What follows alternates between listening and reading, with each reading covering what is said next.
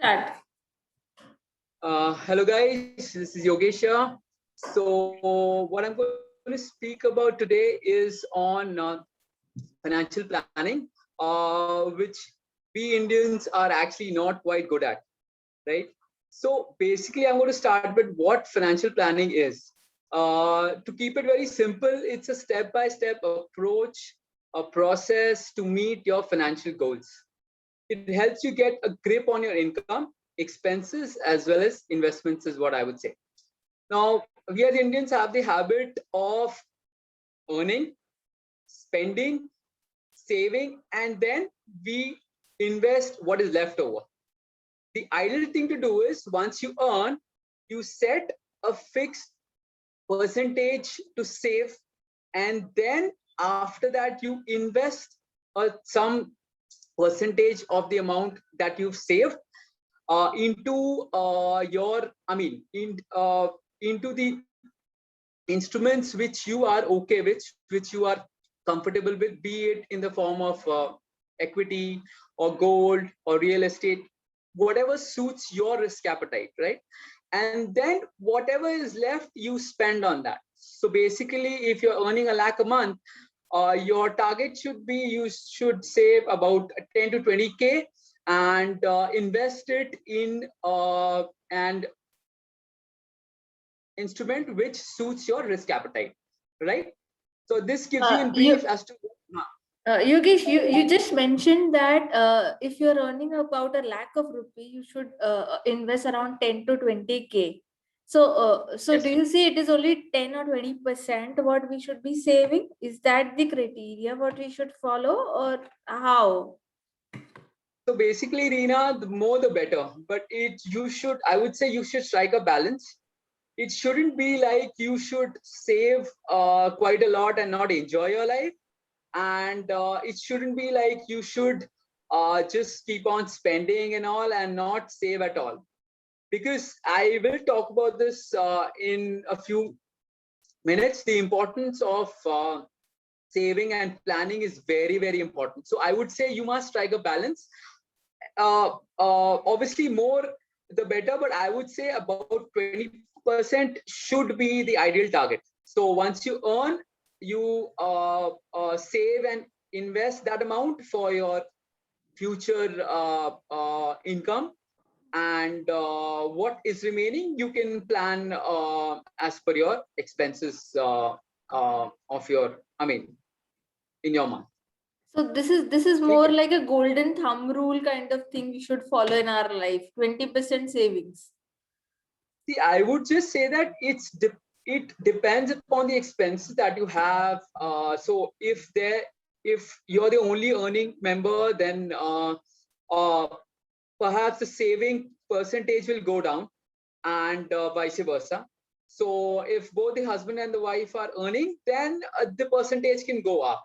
So basically, one person's salary can entirely be saved, and the other person's income can be spent.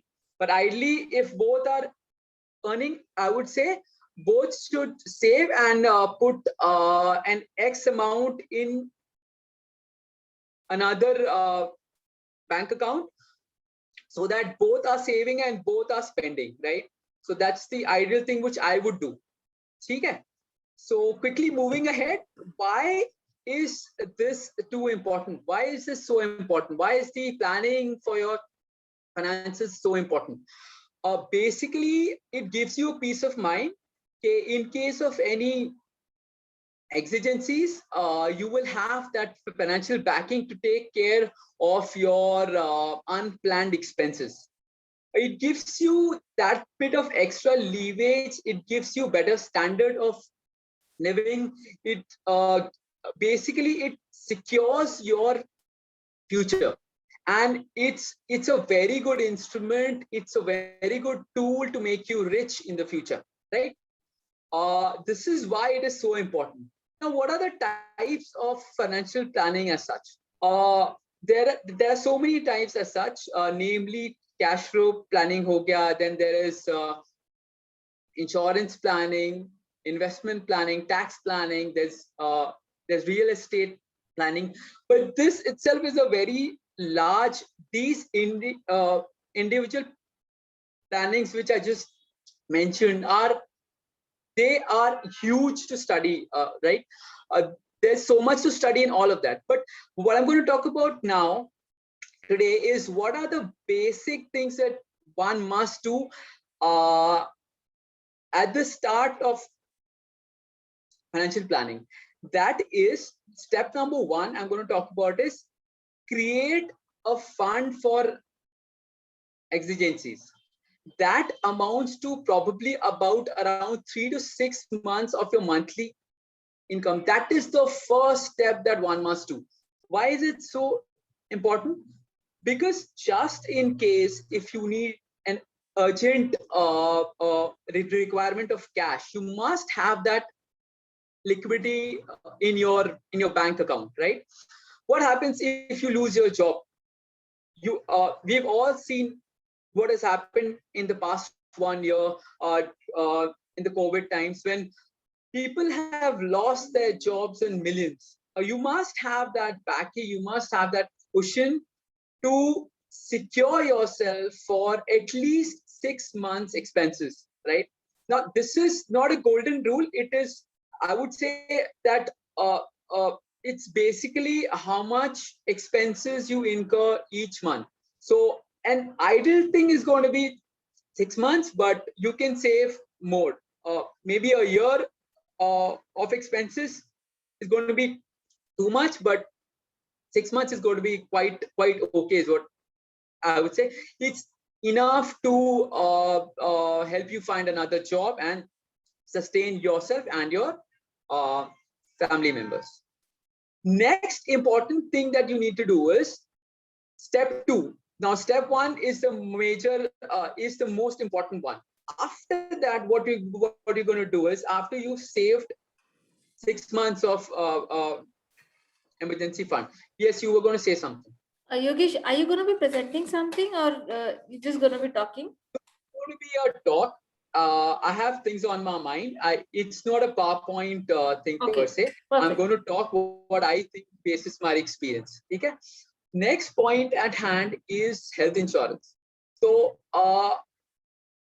basically, I will talk about what has happened in case personal.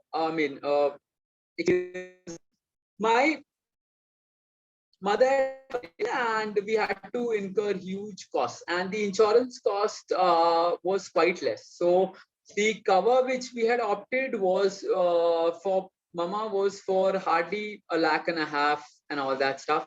So it was a huge case of underinsurance. So it so happened that we had to shell everything out from our pockets. Fortunately, we managed. We had a savings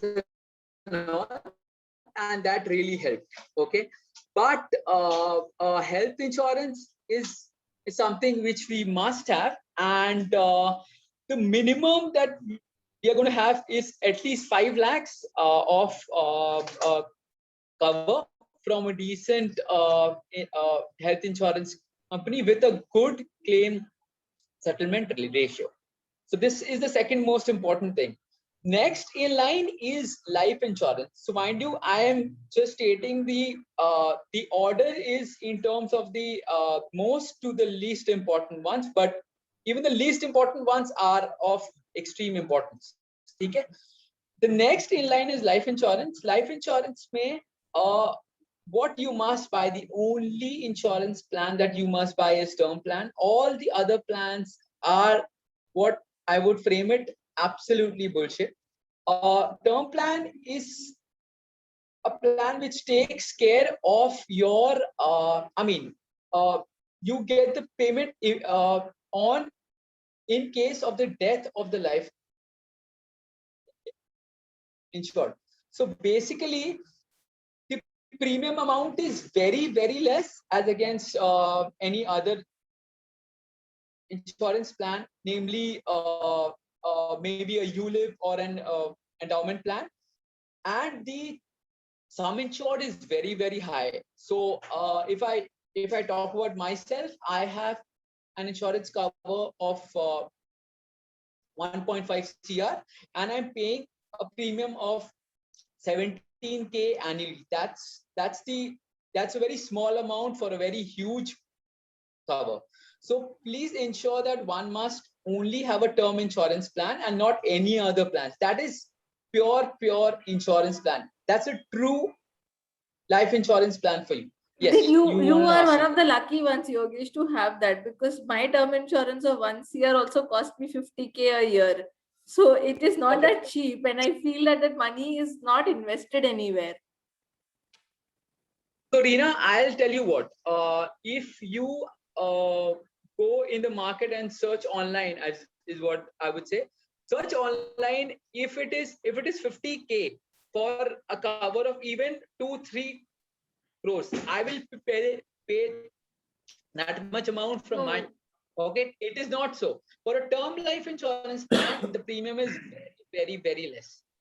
Okay, so don't. I think you must be looking for some other plan. But for a pure term plan, I'm saying just a term plan with a death only cover, the premium is way too less than that. So as I said, so there's another catch to it. The sooner you take a plan, the better it is, because the premium rates are very low. So say I took this plan when I would say 28 or something. So if you buy a plan now, if I happen to buy a term plan now, my age at 37, the premium is going to be much higher. Okay? The earlier you start, the better it is. Okay? So I can help you out with this, but surely you must have missed a trick. I'm quite sure about it. The premium cannot be so high for a term insurance plan. Even So in my we'll talk. even even in my case, I'm just spending 16,000, not beyond that, for the term insurance. Perfect. So I think we missed a trick in your case. So we can just connect after the call and we can work things out as to, I mean, I can help you in purchasing a good life insurance plan. Okay. So quickly moving ahead to the next point, the next and the second last point out here is loan repayment. Now, I am fortunate. Basically, I am actually quite loan averse, right? I'm not that keen to avail a loan. Basically, I still find it tough to understand for, say, I mean, the interest payment in terms of a loan is way too high. So even if you happen to purchase a car and if you taken a loan of say 10 lakhs, you end up paying 20 lakhs of more with the interest component accounting for a major chunk of that payment. So basically I just cannot digest the fact that how can I pay extra to some financial institution or a bank. But I understand that's how the economy works. If there's no loan, the banks will not exist. So loans are a major source of income for them. So it's actually a cycle which is quite important as well. So this loan repayment thing is extremely important, I would say, because it eats up a good chunk of your income, right? Now there's a thumb rule out here. The loan percentage should not be 30 or at the max 35% of your monthly income in hand. So if you're earning in hand, please ensure that your payment towards all of your loans. When I say all your loans, I mean car loan, home loan, or maybe some kind of a personal loan should not exceed 35% of your monthly take home. Okay? So please bear in mind, people have actually taken loans which which have amounted to much higher percentage of their take home, and just in case of any exigencies, they do not have extra amount to spend, okay, on that emergency. So basically, as much as you can, please try and stay away from availing any kind of loan, right? This is my personal take, but I'm sure many Indians would, get their arms out and fight with me on this case, but it's okay. It's my personal take. The last point I would delve on it, investments. Now, as I said, I have spoken about savings in my earlier point. Now, what is the best instrument to save and invest, right? Now, for someone who's not well averse to how stock markets work, which plans does one need to purchase and all, the best form of investment is equity. It gives you the maximum ROI, and but there is a caveat out here, and that is you must invest for a minimum of 5 years to get a healthy return on your investment. So 5 years, when I say, is a minimum term, okay? The more the better. What The more about the better. people? What about people who does not understand equity and don't have knowledge about it? You don't have to have in-depth knowledge on equity. Basically, if you just happen to give a cursory look on what Google says, just do a small, I would say half an hour R&D, you yourself will know the returns which you got in equity has beaten all other forms of investment over a long term. I'm saying over a long term. But please bear in mind, first things first, if you must have a risk appetite towards equity. If you do not have a risk appetite, and if you're not comfortable with the ups and downs of the equity market, then it is not for you. It's better if you invest in any sort of a debt instrument, right? So equity may be, if you are a novice, if you don't know much about stock markets and mutual funds and all that stuff, just go for a simple index fund, and that will set your course, is what What do you mean I by was. index fund? Index fund is a fund which mimics your index. Matlab, okay, it will move up and down in the same ratio as your stock index. If your stock index goes up by 1%, it will go up by the same ratio. If it goes down by 1%, same will be the fate of an index fund. Now, this is just to give you an idea of the power of compounding. Sensex, which is the BSE stock index, has started in the year 1980 with an amount, with a unit of 100. Right now, it's hovering at around 50K plus. So over a 40-year tenure, it has given a return of more than 15%. So if you just happen to invest now, and if you get a return of 15%, you double your money in 5 years. 5 years, your money will double. This will not happen in any of the other instruments. I understand gold and all is there, and Indians have I would say, they are very, very fond of gold, but basically gold ka actually कोई use नहीं है. To be very, very practical, it hardly has any use. Okay, I understand we Indians have an emotional attachment towards gold, but that's it. Just the buck stops there. What Okay, about there is SIPs no other then? use. SIP is the best form of investment. Basically, it gives you a sort of a discipline, and it inculcates a habit towards investing. Okay? SIP stands for systematic investment plan, and you happen to invest X amount every month towards Y fund.